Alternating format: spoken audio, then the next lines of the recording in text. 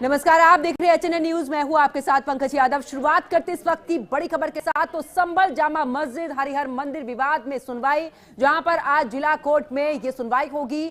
मस्जिद की जगह पर हरिहर मंदिर होने का दावा, पहले सुप्रीम कोर्ट में मामला था विचाराधीन। तो बड़ी खबर आपको बता रहे हैं, जहां पर बता दें कि आज जिला कोर्ट में सुनवाई, मस्जिद की जगह पर हरिहर मंदिर होने का दावा, पहले सुप्रीम कोर्ट में मामला था विचाराधीन। तो इस वक्त की बड़ी खबर संभल से, जहां बता दें कि संभल जामा मस्जिद हरिहर मंदिर विवाद में आज सुनवाई होगी। आज ये सुनवाई जिला कोर्ट में होने जा रही है, जहां पर बता दें कि मस्जिद की जगह पर हरिहर मंदिर होने का दावा इसमें किया गया है। पहले सुप्रीम कोर्ट में मामला था विचाराधीन। तो संभल जामा मस्जिद हरिहर मंदिर विवाद में सुनवाई होनी है, जहां पर मस्जिद की जगह पर हरिहर मंदिर होने का दावा है। आपको बता दें कि पहले सुप्रीम कोर्ट में मामला विचाराधीन था, लेकिन आपको अब ये भी बता दें कि संभल जामा मस्जिद हरिहर मंदिर विवाद में सुनवाई आज, जहां पर ये सुनवाई जिला कोर्ट में होगी। आपको बता दें कि मस्जिद की जगह पर हरिहर मंदिर होने का दावा, इसको लेकर याचिकाएं भी दायर की गई हैं। पहले सुप्रीम कोर्ट में मामला था विचाराधीन। तो इस वक्त की बड़ी खबर, जहां पर आज संभल जामा मस्जिद हरिहर मंदिर विवाद में सुनवाई होगी। आज जिला कोर्ट में यह सुनवाई होगी, जहां पर मस्जिद की जगह पर हरिहर मंदिर होने का दावा भी किया गया है। पहले सुप्रीम कोर्ट में यह मामला विचाराधीन था, लेकिन आज इस पूरे मामले में जिला कोर्ट में सुनवाई होगी। तो जामा मस्जिद हरिहर मंदिर के विवाद को लेकर आज सिविल जज सीनियर डिवीजन कोर्ट में महत्वपूर्ण सुनवाई होने जा रही है। ये मामला इस समय जिले के सबसे चर्चित संवेदनशील मामलों में से एक बन चुका है। विवाद की शुरुआत तब हुई थी जब कुछ स्थानीय व्यक्तियों ने दावा किया कि जामा मस्जिद के स्थान पर पहले हरिहर मंदिर स्थित था। इतना ही नहीं, धार्मिक एवं ऐतिहासिक दृष्टि से महत्व की जगह इसे माना जाता था। हालांकि इस मामले में स्टे को लेकर भी सुप्रीम कोर्ट में मामला विचाराधीन है। इस विवाद में कैला देवी धाम के महंत सहित 8 लोगों ने वाद दायर यहां पर किया है, जिसके बाद आपको बता दें कि आज जिला कोर्ट में इसको लेकर सुनवाई, जहां पर सुप्रीम कोर्ट में भी विचाराधीन ये मामला। ज्यादा जानकारी के लिए संभल से हमारे संवाददाता सतीश सिंह हमारे साथ में जुड़ चुके हैं। सतीश, अगर बात करें तो जामा मस्जिद हरिहर मंदिर विवाद को लेकर आज जिला कोर्ट में इसकी सुनवाई है, फिलहाल क्या कुछ अपडेट? देखिए, हम आपको बताते हैं, बात की जाए जनपद संभल की शाही जामा मस्जिद है, मंदिर को लेकर के जो विवाद चला रहा था, आज इसकी सुनवाई है। तो यहाँ पर जो बात की जाए, सुरक्षा व्यवस्था के काफी इंतजाम किए गए। मैं अपने सहयोगी से कहूंगा कि दिखा किस तरह सुरक्षा व्यवस्था का इंतजाम किया जा रहा है। और यहाँ पर सबसे पुलिस मौजूद कर दी गई, जो अंदर साथियों को इसी यहाँ पर पूरी चेकिंग हो रही है, चेकिंग द्वारा और अंदर भेजा जा रहा है। यहाँ पर गेट के अंदर जो लोग जा रहे हैं, उनकी एंट्री द्वारा चेकिंग की जा रही है। इस तरीके से उनकी एक तरीके से बारीकी चेकिंग करने के बाद में अंदर उन्हें एंट्री दी जाएगी। इस तरह बात की जाए तो यहाँ पर कोर्ट पर जो कोर्ट का समय अभी जो यहाँ पर जो निर्णय है वो पहले सुप्रीम कोर्ट में निर्णय लिया जाएगा, उसके बाद निचली अदालत में इसकी सुनवाई की जाएगी। जी सतीश, कितनी याचिकाएं दायर है? क्योंकि इसको लेकर कहा जा रहा है कि पहले हरिहर मंदिर, उसके बाद यहाँ पर जामा मस्जिद बनाई गई थी। उसको लेकर जो हिंदूवादी लोग हैं उनकी तरफ से कई याचिकाएं दायर की गई थी, कई बार इसको लेकर सुनवाई भी हुई है। लेकिन फिलहाल अगर यहाँ पर जिला जज की बात करें तो जिला कोर्ट की बात करें तो यहाँ पर फिलहाल कितनी याचिकाएं दायर हैं? देखिए, हम आपको बताते हैं, जिसको बात की जाए जनपद संभल की याचिका यहाँ पर दायर की गई है, दायर की गई है और इनको लेकर के पहले रोक लगा दी गई है। सुप्रीम कोर्ट के अंदर जो याचिका है उन्होंने दायर की गई है। अब यहाँ पर जो उच्च अदालत में जो आदेश आता है उसके बाद निजी अदालत में सुनवाई की जाएगी। सतीश, अगर कुल मिलाकर बात करें तो यहाँ पर व्यवस्थाएं किस तरीके से की गई हैं? क्योंकि एक समय जब भी देखा था, जब सर्वे के दौरान किस तरीके से वहां पर भीड़ उग्र हो गई थी, ऐसे में यहाँ पर किस तरीके की व्यवस्थाएं देखने को मिल रही हैं? देखिए, हम आपको बताते हैं, देखिए हम आपको दिखाएंगे यहाँ पर किस तरह से सुरक्षा व्यवस्था के काफी इंतजाम किए गए हैं। मैं अपने सहयोगी से कहूंगा किस तरह से यहाँ चप्पे चप्पे पुलिस बल मौजूद कर दिया गया है। यहाँ प्रशासन जो है मौजूद है और यहाँ पर इस तरीके से यहाँ की पीएससी और स्थानीय पुलिस यहाँ पर बुला ली गई है, क्योंकि यहाँ पर जो अदालत में जो फैसला होना है और जो सुप्रीम कोर्ट का फैसला आना है, तो इसी के लिए शाही जामा मस्जिद की बात की जाए तो वहाँ ड्रोन द्वारा कैमरे से निगरानी की जा रही है, सीसीटीवी कैमरे से निगरानी की जा रही है। स्थानीय पुलिस वहाँ पर लगा दी गई है, आसपास के इलाकों में पुलिस लगा दी गई है और वहाँ कंट्रोल रूम जो कंट्रोल रूम था वहाँ पर निगरानी की जा रही है। तो वो जो है पुलिस चौकी वहाँ की जो शाही जामा मस्जिद बनी हुई वहाँ से निगरानी की जा रही है। अधिकारी वहाँ पर मौजूद है। और यहाँ पे बात की जाए तो आपके जो यहाँ के इंचार्ज हैं वो भी मौजूद हैं और यहाँ पे पुलिस बल मौजूद पहले से ऑलरेडी कर रखा है। जी कितने बजे से सुनवाई शुरू हो जाएगी सतीश? जी बताया जा रहा है कि 12 बजे से सुनवाई शुरू हो जाएगी, इसीलिए पुलिस प्रशासन चप्पे चप्पे में मौजूद है। अंदर जो जा रहे हैं, एंट्री कर रहे हैं लोग, उनकी सुरक्षा व्यवस्था देखी जा रही है, जांच की जा रही है और जांच करने के बाद अंदर जो जिनकी तारीख होती है लोग आते हैं तारीख करने हैं, उनकी जो है अंदर तारीख के लिए सुनवाई होती है तो उन्हें भी जो है जांच करके अंदर भेजा जा रहा है। जी बहुत बहुत शुक्रिया सतीश हमारे साथ जुड़ने के लिए, तमाम जानकारी साझा करने के लिए। तो देखिए जामा मस्जिद हरिहर मंदिर को लेकर फिलहाल सुनवाई आपको बता देंगे कि सुरान जिला कोर्ट में ये पूरा मामला अब आज इसमें सुनवाई शुरू हो जाएगी 12 बजे से। अब देखना होगा कि दोनों तरफ से क्या कुछ पक्ष इस दौरान रखा जाता है। खबरों में आगे बात करते हैं जहां पर यूपी में असिस्टेंट प्रोफेसर परीक्षा की गई है रद्द। जांच में धांधली की रिपोर्ट के बाद में ये परीक्षा रद्द की गई है। परीक्षा में धांधली, अवैध वसूली का खुलासा यहां पर हुआ है। फर्जी पेपर बनाने के आरोप में 3 लोग गिरफ्तार हुए हैं। आरोपियों ने प्रश्न पत्र लाखों रुपए में बेचे थे। मुख्यमंत्री योगी आदित्यनाथ ने दोबारा से परीक्षा कराने का आदेश यहां पर दिया है। तो आरोपियों ने प्रश्न पत्र को लाखों रुपयों में बेचा। इसके बाद मुख्यमंत्री योगी आदित्यनाथ ने आदेश दिया है कि यह परीक्षा एक बार फिर से दोबारा से कराई जाए। उत्तर प्रदेश में असिस्टेंट प्रोफेसर परीक्षा रद्द कर दी गई है। जांच में धांधली की रिपोर्ट के बाद ये आखिरकार परीक्षा रद्द हुई है। उत्तर प्रदेश में असिस्टेंट प्रोफेसर परीक्षा रद्द हुई है। जांच में धांधली की रिपोर्ट आई थी, उसके बाद इस परीक्षा को रद्द करने का फैसला लिया गया है। परीक्षा में धांधली, अवैध वसूली का भी यहां पर आरोप। फर्जी पेपर बनाने के आरोप में 3 लोग गिरफ्तार। आरोपियों ने प्रश्न पत्र लाखों रुपए में बेचे थे, जिसके बाद खुद मुख्यमंत्री योगी आदित्यनाथ ने दोबारा परीक्षा कराने का आदेश यहां पर दिया है। तो उत्तर प्रदेश में असिस्टेंट प्रोफेसर परीक्षा फिलहाल रद्द कर दी गई है। जांच में धांधली की रिपोर्ट के बाद में ये परीक्षा रद्द हुई है। परीक्षा में धांधली, अवैध वसूली का आरोप है, जिसके बाद फर्जी पेपर बनाने के आरोप में 3 लोग गिरफ्तार भी हो चुके हैं। इसके अलावा खुद मुख्यमंत्री योगी आदित्यनाथ ने भी इसको लेकर आदेश दिया है कि अब परीक्षा दोबारा से होनी चाहिए। उत्तर प्रदेश की योगी सरकार ने पिछले साल हुए असिस्टेंट प्रोफेसर की भर्ती के एग्जाम को निरस्त कर दिया है। साथ ही योगी सरकार ने यूपी शिक्षा सेवा चयन आयोग को निर्देश दिया कि जल्द ही नई परीक्षा तारीखों की घोषणा करे। साथ ही परीक्षा को सुचारू निष्पक्ष माहौल में कराया जाए। पिछली भर्ती परीक्षा 16 और 17 अप्रैल 2025 को आयोजित की गई थी, लेकिन असिस्टेंट प्रोफेसर की सरकारी नौकरी के लिए करीब 1 लाख से ज्यादा उम्मीदवारों ने आवेदन भी किया था। यूपी सरकार ने परीक्षा रद्द करने की कार्रवाई जांच रिपोर्ट के सामने आने के बाद की है। जांच में पता चला है कि असिस्टेंट प्रोफेसर की भर्ती के एग्जाम में बड़े पैमाने पर गड़बड़ियां यहां पर की गई थी। पैसा लेकर एग्जाम से पहले ही पेपर कुछ लोगों को दिया गया था। असिस्टेंट प्रोफेसर की भर्ती के लिए परीक्षा पिछले साल अप्रैल में हुई थी। मुख्यमंत्री योगी आदित्यनाथ को इसमें धांधली की शिकायत मिली, जिसके बाद सीएम योगी ने अपने स्तर पर जांच कराई। जब शुरुआती जांच में गड़बड़ी के सबूत मिले तो मुख्यमंत्री योगी आदित्यनाथ ने स्पेशल टास्क फोर्स जांच का जिम्मा उसे सौंपा गया। एसटीएफ ने सबसे पहले एक गिरोह को पकड़ा जो इस एग्जाम में फर्जी क्वेश्चन पेपर बनाकर लोगों को ठगने का काम कर रहा था। इस मामले में महबूब अली, बैजनाथ पाल, विनय पाल को भी यहां पर गिरफ्तार किया गया है। जांच में यह पता लगा है कि महबूब अली उस समय पर असिस्टेंट प्रोफेसर की भर्ती का एग्जाम कराने वाली संस्था उत्तर प्रदेश शिक्षा सेवा चयन आयोग के चेयरमैन का गोपनीय सहायक था। पूछताछ में महबूब अली ने कबूल किया था कि उसने असिस्टेंट प्रोफेसर की भर्ती के एग्जाम के कई पेपर चोरी करे, उसके बाद स्टूडेंट्स को यहां पर बेच दिए गए थे। इसके अलावा कुछ फर्जी पेपर भी पैसे लेकर सर्कुलेट किए गए थे। इसके बाद पूरे मामले की गहन जांच हुई है।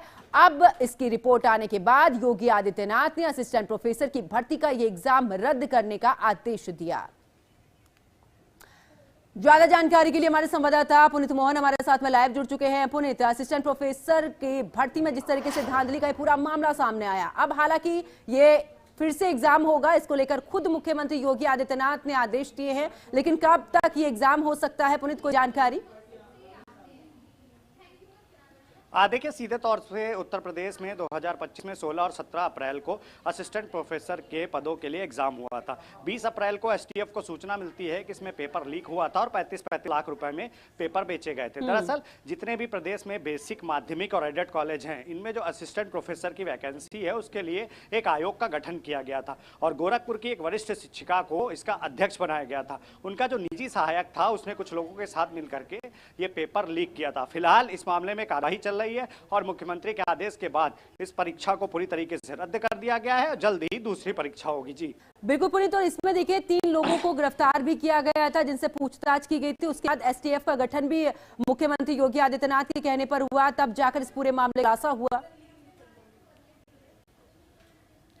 देखिए, जैसा कि मैंने आपको बताया कि 16 और 17 अप्रैल को 2025 में असिस्टेंट प्रोफेसर के पदों के लिए वैकेंसी निकली थी। 910 पद थे और 82,876 लोगों ने इसके लिए परीक्षा की थी। लेकिन 20 अप्रैल को एसटीएफ को सूचना मिलती है कि पेपर लीक हुए हैं और गोंडा से पहली गिरफ्तारी होती है। उसके बाद महबूब अली जो अध्यक्ष थी आयोग की उस वक्त, उनका जो पीआरओ था उसका नाम सामने आता, उसकी गिरफ्तारी होती। 1 सितंबर 2024 को इसका गठन हुआ था और 1 साल के बाद ही आयोग की जो अध्यक्ष थी उनसे इस्तीफा ले लिया गया था। तब तमाम तरीके की चर्चाएं हो रही थी कि आखिर उनसे इस्तीफा क्यों लिया गया है। लेकिन जब अब ये जो पूरी परीक्षा है रद्द हुई है, जाहिर तौर पर जो उनका पीआरओ था, निजी सहायक था महबूब अली, उसने पूरा ये षड्यंत्र रचा था और मॉडेशन डील के दौरान एक प्रक्रिया होती है, उस दौरान उसने उस पेपर को निकाल लिया था और 35-35 लाख रुपए में लोगों से डील किया था। जो उसका सीडीआर निकला है उसमें लोगों को पेपर बेचने की पूरी बातचीत रिकॉर्ड है।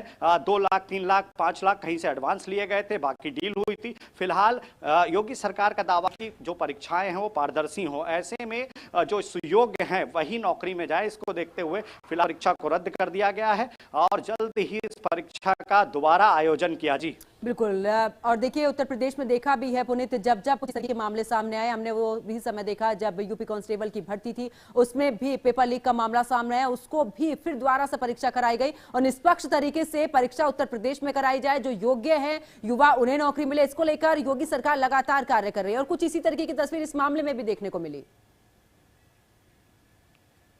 जी बिल्कुल, जिस तरीके से योगी सरकार लगातार प्रयास कर रही है कि जो योग्य लोग हैं वही नौकरी में आए और जिस तरीके से परीक्षा माफियाओं का खात्मा हुआ है प्रदेश में, उनके ऊपर कार्रवाई हुई है, सीधे तौर पर ये एक तस्वीर है, एक उदाहरण है कि किस तरीके से इस परीक्षा के लीकआउट का मामला सामने आता है। एसटीएफ कार्रवाई करती है और उसके बाद 20 अप्रैल को लोगों की गिरफ्तारियां होती है। सरकार द्वारा एसटीएफ को पूरे मामले की जांच के आदेश दिए जाते हैं और अब जब जांच का रिजल्ट सामने आया है और इस बात के पुख्ता सबूत मिले हैं कि इस मामले में धांधली हुई थी, पेपर लीक हुआ था, 35-35 लाख रुपए में लोगों से डील हुई थी और इस बात के भी सबूत मिले हैं कि ये जो 3 व्यक्ति पकड़े गए हैं, इन्होंने किसी से 2 लाख, किसी से 5 लाख तो किसी से 10 लाख रुपए एडवांस के तौर पे भी लिया था। अब इसको देखते हुए मुख्यमंत्री योगी आदित्यनाथ के निर्देश के बाद में परीक्षा को फिलहाल रद्द कर दिया गया है और जैसा कि मुख्यमंत्री का निर्देश है परीक्षा को फिर से सुचारू रूप से पूरी निष्पक्ष तरीके से कराया जाए, उसलिए शिक्षा आयोग ने तैयारियां शुरू कर दी हैं। फिलहाल इस मामले में जो आयोग पीआरओ था, जो आयोग के अध्यक्ष थी, उनका जो पीआरओ था महबूब अली,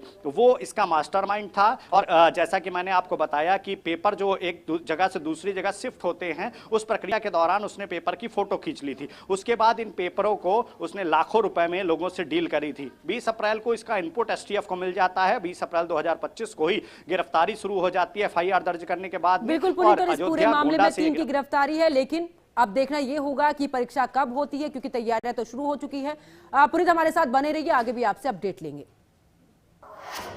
अब चलिए आगे बात करते हैं, जहां पर कफ सिरप मामले में एक और बड़ा खुलासा हुआ है। एसटीएफ से बर्खास्त सिपाही आलोक सिंह का आलीशान घर, करोड़ों का घर बनाने में नहीं लिया है हाउसिंग लोन, जहां पर घर की जमीन आलोक सिंह की पत्नी के नाम है। ईडी आलोक सिंह से भी जेल में करेगी पूछताछ। घर बनाने में लगे पैसे का बताना होगा सोर्स ना बता पाने पर भी यहां पर कार्रवाई होगी। तो बड़ी खबर, जहां पर कफ सिरप मामले में एक और बड़ा खुलासा हुआ है। एसटीएफ से बर्खास्त सिपाही आलोक सिंह का आलीशान घर, करोड़ों का घर बनाने में नहीं लिया हाउसिंग टैक्स, जहां पर घर की जमीन आलोक सिंह की पत्नी के नाम है। ईडी अब आलोक सिंह से जेल में इस मामले को लेकर भी पूछताछ करेगी। घर बनाने में लगे पैसे का बताना होगा पूरे तरीके से सोर्स। ज्यादा जानकारी के लिए हमारे सहयोगी पुनीत मोहन लगातार हमारे साथ में बने हुए हैं। पुनीत, अब आखिरकार क्योंकि हाउस टैक्स नहीं लिया गया है, इसको लेकर भी अब पूछताछ होगी कि आखिरकार कहां से पैसा आया था इतना, इसको लेकर अब ईडी जेल में जाकर पूछताछ करेगी।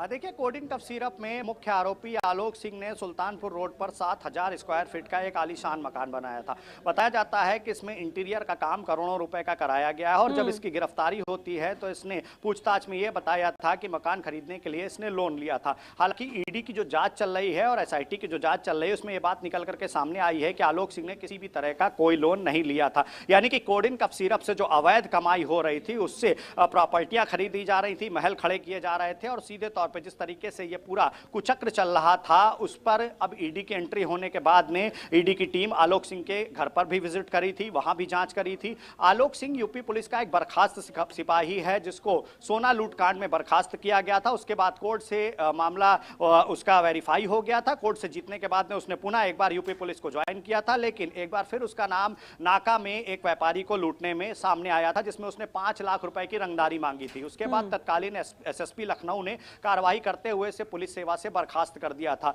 बताया जाता है कि लाइन हाजिर रहने के दौरान ही आलोक सिंह के संपर्क पूर्वांचल के एक बाहुबली से हुए और उन्हीं की सरपरस्ती में वो काम करने लगा और कोडिन कफ सिरप जैसे मामलों में आलोक सिंह का नाम सामने आने के बाद जब जांच तेज हुई तो पता चला कि आलोक सिंह ने बीते वर्षों के दौरान अरबों रुपए की संपत्ति बनाई है, करोड़ों का मकान सुल्तानपुर रोड पर बनाया है। अब फिलहाल सरकार की निगाहें पूरी तरीके से इस मकान पर है, जांच चल रही है। फिलहाल विपक्ष ने इस पर काफी हंगामा किया था। विपक्ष का साफ तौर पे कहना था कि सरकार सजातीय सरकार चला रही है और कहीं ना कहीं कार्रवाई नहीं हो रही है, बुलडोजर नहीं चल रहा है। अपने विधानसभा में इस कार्रवाई को देखा होगा, मुख्यमंत्री ने खुद इस मामले में स्टैंड लिया था और उन्होंने इस बात का दावा किया था कि सही वक्त आने पर बुलडोजर भी चलाया जाएगा। जी बहुत बहुत शुक्रिया पुनीत, हमारे साथ जुड़ने के लिए, तमाम जानकारी साझा करने के लिए।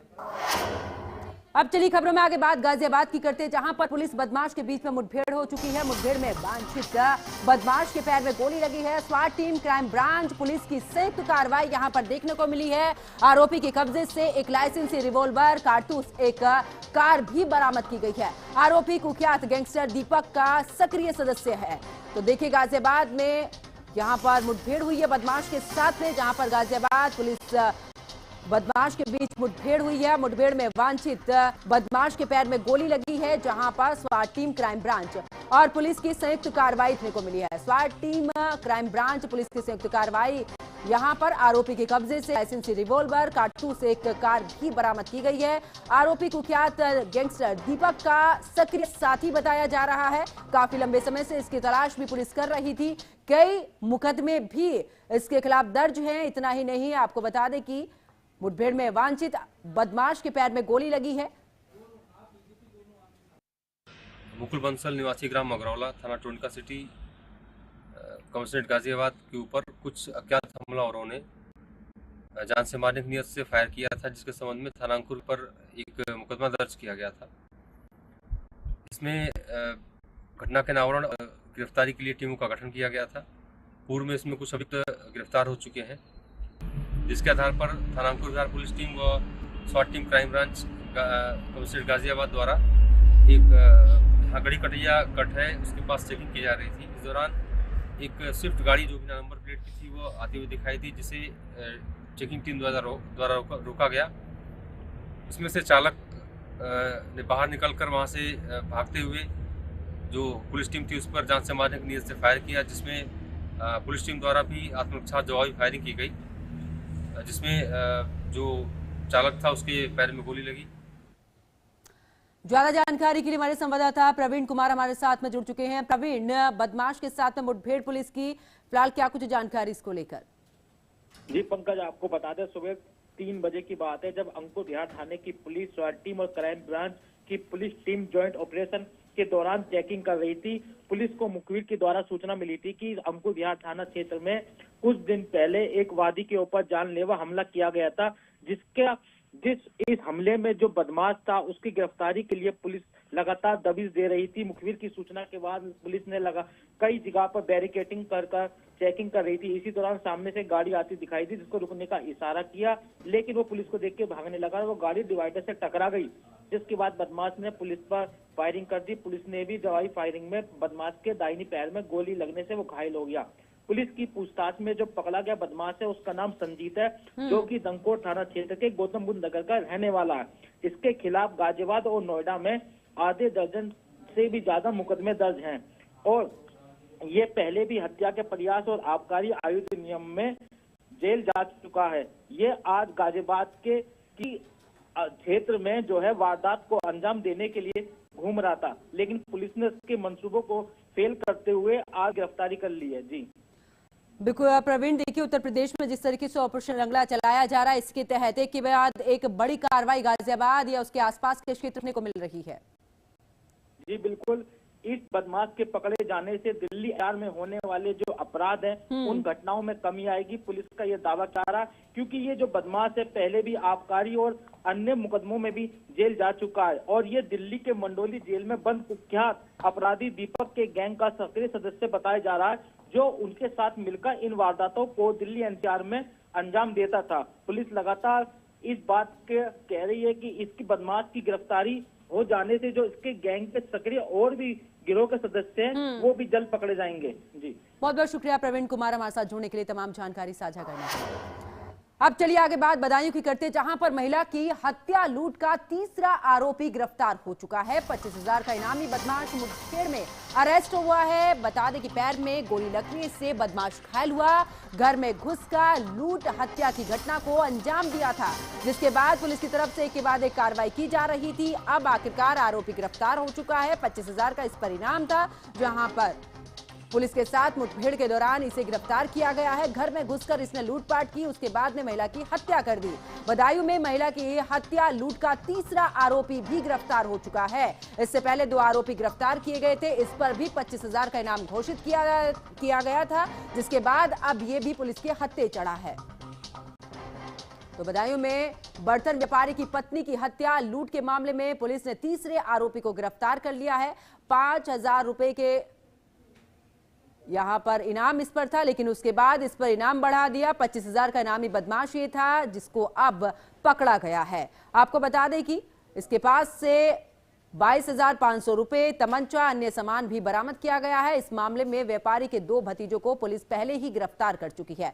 बदमाशों ने घर में घुसकर लूटपाट के बाद महिला की हत्या कर दी थी। 20 लाख नकदी के साथ में जेवर लेकर ये लोग फरार हो गए थे, जिसके बाद पुलिस ने इससे पहले 2 आरोपियों को गिरफ्तार किया।